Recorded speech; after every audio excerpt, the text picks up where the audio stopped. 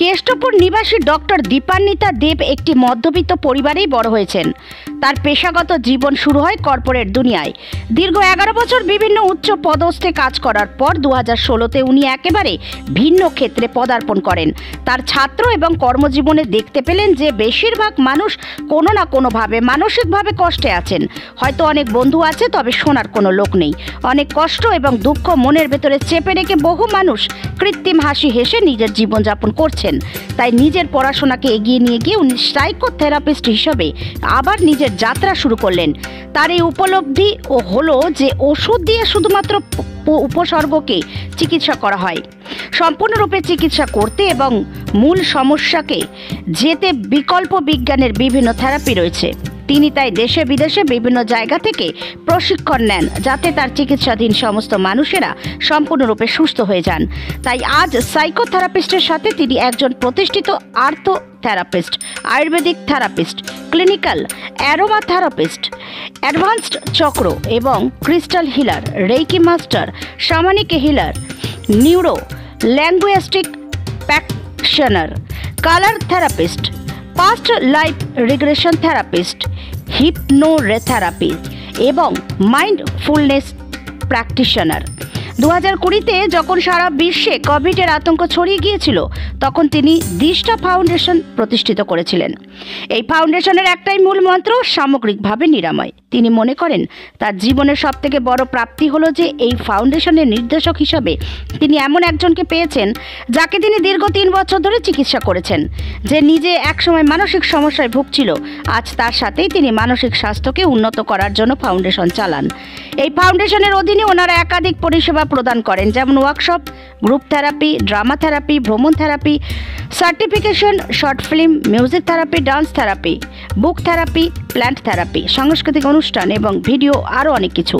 এছাড়া বিভিন্ন সামাজিক কাজের সাথে ওনারা জড়িত।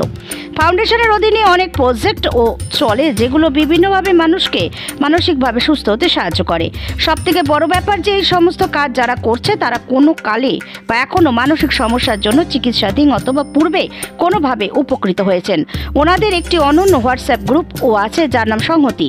এটি একটি সাপোর্ট নেটওয়ার্ক যা 24/7 সক্রিয়। এটির মাধ্যমে সবাই সবার পাশে থাকে। একাকিত্ব বোধ অনেকটা কমে যায়, তৎক্ষণাৎ সমস্যার জন্য সাহায্য পাওয়া যায় এবং অনেক সমস্যা থেকেও অনেক কিছু শিক্ষালাভ করা যায়। তাদের মধ্যে এটি একটি ছোট্ট পরিবার, যেখানে রক্তের নয় মনুষ্যত্ব দিয়ে মানুষ একে অপরের সঙ্গে যুক্ত। আজ এতদিনের কর্মজীবনে এবং 4 বছরের ঊর্ধ্বে দিষ্টা ফাউন্ডেশনের অধীনে 25,000-এরও বেশি মানুষ কোনো না কোনোভাবে যুক্ত। সোশ্যাল মিডিয়ামের মাধ্যমে হোক বা ব্যক্তিগত অধিবেশন, ডক্টর দীপান্বিতা দেব তার অক্লান্ত পরিশ্রমে আজ সমাজের সবথেকে উপেক্ষিত কিন্তু গুরুত্বপূর্ণ বিষয়কে তুলে ধরার চেষ্টা করছেন। বহু মানুষকে উনি জীবনের মূল স্রোতে ফিরিয়ে দিয়েছেন এবং অনেকের স্বপ্ন পূরণ করেছেন। তাই আজ 24টা অ্যাওয়ার্ডের পরেও এবং 100-র উপর 5 স্টার গুগল রিভিউজের পরেও ওনাকে যদি তার প্রতিক্রিয়া জিজ্ঞেস করা হয়, তবে তিনি একটা কথাই বলেন যে এখনও অনেকটা কাজ করা বাকি। মানুষের আরও সচেতন হওয়া বাকি, যাতে তারা নির্ভয় নির্দ্বিধায় কোনো রকম মানসিক সমস্যা হলে সাহায্য চাইতে দ্বিধাবোধ না করেন, কারণ it's okay to ask for help. Bureau report, news 24 Bangla live. খুব ভালো লাগছে, এটা আমার 24th অ্যাওয়ার্ড লাস্ট 4 বছরে। তো অ্যাওয়ার্ড পেতে ভালোই লাগে, নিজের কাজের রেকগনিশন পেতে যেরকম লাগে সেরকমই, তো ভালো লাগছে। 24টা অ্যাওয়ার্ড পেয়েছেন বললেন, তো 24টা অ্যাওয়ার্ড পাওয়ার পেছনের গল্পটা যদি একটু ছোট করে বলেন। গল্পটা আমার মনে হয় যে টাইটেলটার জন্য আজকে আমি পেয়েছি, যে মেন্টাল হেলথ থেরাপিস্ট, মানসিক স্বাস্থ্য, এইটার বিষয়ে কাজ করাতে আমার মনে হয় লোকেদের কাছে আরও পৌঁছতে পেরেছি। কারণ আমার সমস্ত ট্রিটমেন্ট মেডিসিন ছাড়া হয়। তো সেই জায়গাতে দাঁড়িয়ে আজকে 4 বছরের মধ্যে আমরা 25,000-এরও ওপর মানুষের সঙ্গে যুক্ত। সেখানে ছোট ছোট করে প্রত্যেকটা মানুষকে কোভিডের টাইম থেকে আজকের টাইম অবধি মেডিসিন ছাড়া কি করে সম্ভব? বিভিন্ন রকম থেরাপিউটিক অ্যাক্টিভিটিস দিয়ে সম্ভব সেটা।